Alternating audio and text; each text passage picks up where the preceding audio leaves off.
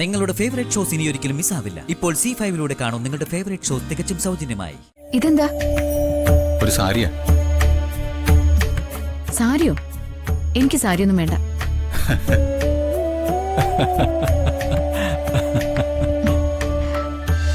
തെറ്റ് ചെയ്തിട്ട് അതിന് ക്ഷമ ചോദിക്കാനുള്ള ഒരു മനസ്സ് പോലും നിനക്കില്ലാതായി പോയല്ലോ എന്നുള്ളൊരു വേദനയായിരുന്നു എനിക്ക്. അതുകൊണ്ടാ അങ്ങനെയൊക്കെ പെരുമാറിയത്.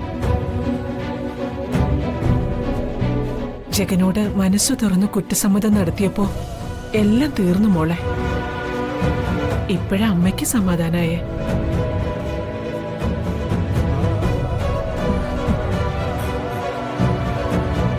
അപ്പോ ജഗനളിയനും വന്ദനേച്ചിയും തമ്മിൽ കോംപ്രമൈസ് ആയി. അച്ഛനമ്മമാരും ചേച്ചിയും തമ്മിലും കോംപ്രമൈസ് ആയി. ഇനി ആരുമായിട്ടെങ്കിലും കോംപ്രമൈസ് ആവാനുണ്ടോ? എന്നെ ആയിരിക്കും ഉദ്ദേശിച്ചത്. സഹോദരനെ സ്നേഹിക്കുന്ന ഒരു സഹോദരിക്കും പൊറുക്കാനാവാത്ത തെറ്റാ വന്ദനേച്ചി ചെയ്തത്.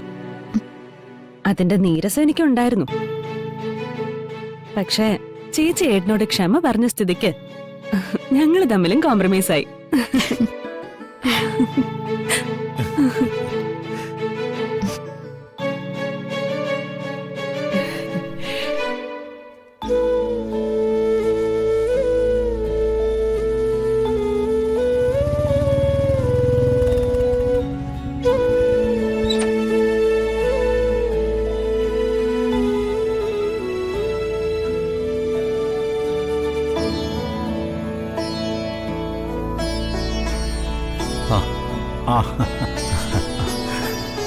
ജഗനാ, വാ ഇരിക്കും മോനെ.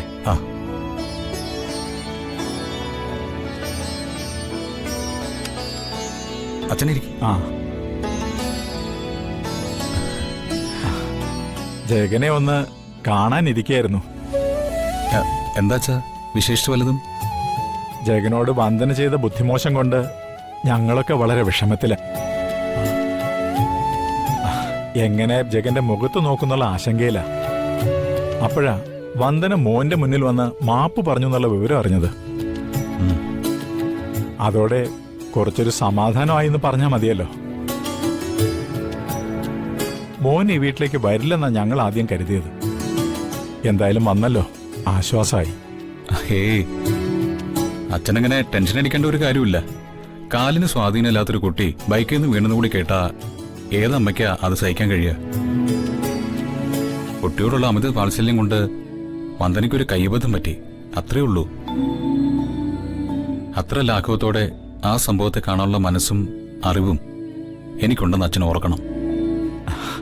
മോൻ അങ്ങനെ ഒരു മനസ്സുള്ള ആളാണെന്ന് അറിയാവുന്നതുകൊണ്ടാ ഞങ്ങൾ തളർന്നു പോയത്. നമുക്ക് ആ പ്രശ്നം വിടാ അച്ഛാ.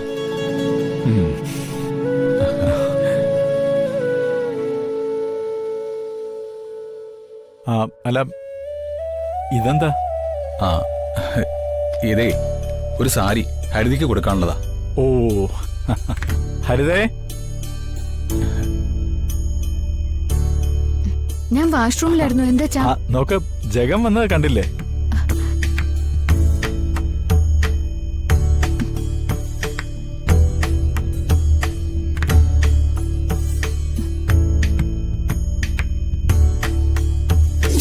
നമ്മുടെ ചാപ്റ്റർ ഇതോടെ അവസാനിച്ചു.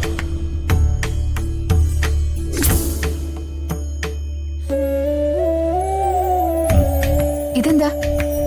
ഒരു സാരിയാ. സാരിയോ? എനിക്ക് സാരിയൊന്നും വേണ്ട.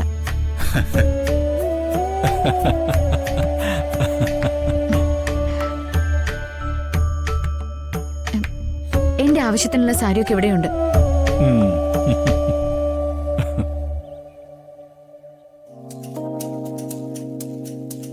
ആഹാ, മോനോ എപ്പോ വന്നു? വന്ന് കയറിയതേ ഉള്ളൂ. ചന്ദ്രയമ്മ ഇപ്പൊ വന്നത് നന്നായി. ഈ സാരി എന്റെ ഏട്ടനും ഏട്ടത്തെയും തന്നയച്ചതാ, ഹരിതയ്ക്ക് കൊടുക്കാൻ.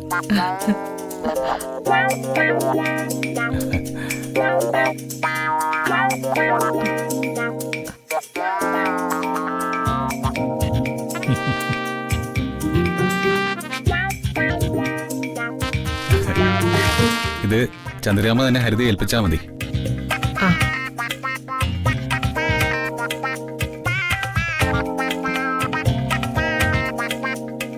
ജഗൻ സാരി കൊണ്ടുവന്നത് നിനക്കാണെന്നുള്ള തെറ്റിദ്ധാരണ ഇപ്പൊ മാറിയില്ലേ മോളെ?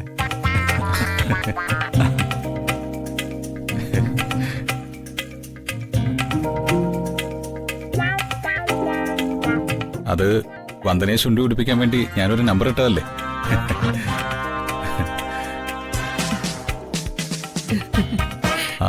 എന്നാ എനിക്ക് കുറച്ച് തിരക്കുണ്ട്, അപ്പൊ ഞാൻ ഇറങ്ങാം. അങ്ങനെ ഇങ്ങ് പോകാൻ വരട്ടെ. ഒരു കപ്പ് ചായ കുടിച്ചിട്ട് പോയാ മതി. തിരക്കുള്ളവരെ എന്തിനാ അമ്മ ഇങ്ങനെ നിർബന്ധിക്കുന്നത്? നിനക്ക് ജഗനെ ഇനിയും മനസ്സിലായിട്ടില്ല മോളെ. നിങ്ങൾ തമ്മിൽ പരിചയപ്പെടുന്നതിന് മുൻപ് തന്നെ ഞാൻ ജഗനുമായിട്ട് പരിചയപ്പെട്ടതാ. ഹരിതയുടെ അമ്മായിമ്മയാണ് ഞാനെന്ന് അറിയാതെ തന്നെ ജഗൻ എനിക്ക് പല ഉപകാരങ്ങളും ചെയ്തു തന്നിട്ടുണ്ട്. ഇത്രയും നല്ലൊരു ചെറുപ്പക്കാരനെ ഞാൻ എന്റെ ജീവിതത്തിൽ കണ്ടിട്ടില്ല. പരിചയപ്പെടാൻ വൈകിയെങ്കിലും ചന്ദ്രുവിന്റെ അഭിപ്രായം തന്നെയാ എനിക്കും ജഗനെ കുറിച്ചുള്ളത്. അതുകൊണ്ട് ഒരു കപ്പ് ചായ കുടിച്ചിട്ട് പോയാ മതി. ചന്ദ്രികാമ്മയുടെയും അച്ഛന്റെയും ഗുഡ് സർട്ടിഫിക്കറ്റ് കിട്ടിയപ്പോ ഒരു ചായ കുടിക്കണമെന്ന മോഹം എനിക്കും ഇല്ലാതെ ഇല്ല.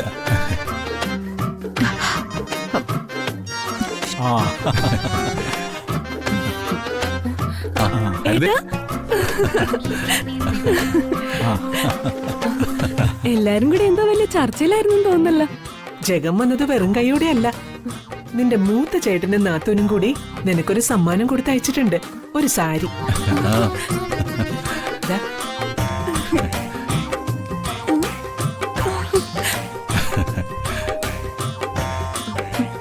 മൂത്ത ചേട്ടനും നാത്തൂനും ആദ്യമായിട്ട് എനിക്കൊരു സമ്മാനം തരുന്നു.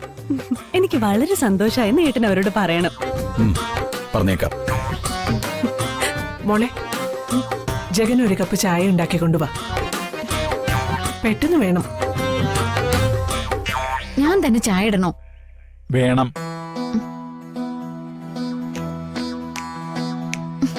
നിന്റെ കൈകൊണ്ടുണ്ടാക്കിയ ചായ ജഗൻ ഇതിനു മുമ്പ് ഇവിടുന്ന് കുടിച്ചിട്ടുണ്ട്. പക്ഷേ അന്ന് നിങ്ങൾ പരസ്പരം കണ്ടിട്ടില്ല. എന്നാലും ചായ അവന് വളരെ ഇഷ്ടപ്പെട്ടു എന്ന് പറഞ്ഞത് ഇപ്പോഴും ഓർമ്മയുണ്ട്.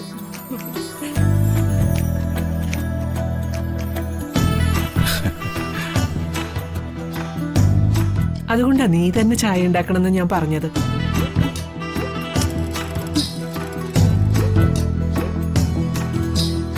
നിന്റെ ചായയുടെ രുചി ജഗൻ ഒരിക്കൽ കൂടി അറിയട്ടെ. മോള് ചെല്ല. മോള് ചായ ഇട്ടോണ്ട് വാ.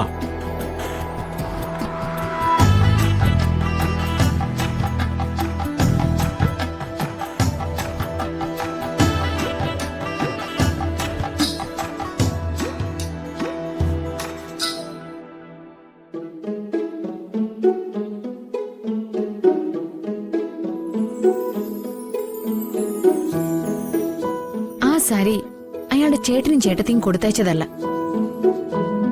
സ്വന്തം പോക്കറ്റിൽ നിന്ന് കാശ് മുടക്കി അയാൾ വാങ്ങിച്ചതാ. ഡൗൺലോഡ് ചെയ്യൂ C5 ആപ്പ്. കാണൂ എല്ലാ എപ്പിസോഡുകളും സൗജന്യമായി.